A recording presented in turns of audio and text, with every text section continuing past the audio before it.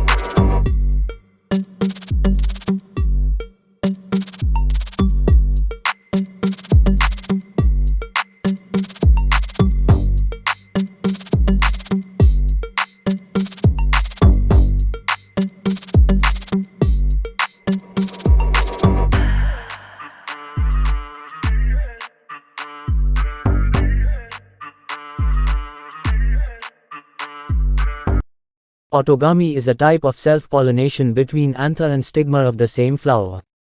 Geitonogamy, transfer of pollen grains from the anther of one flower to the stigma of another flower of the same plant.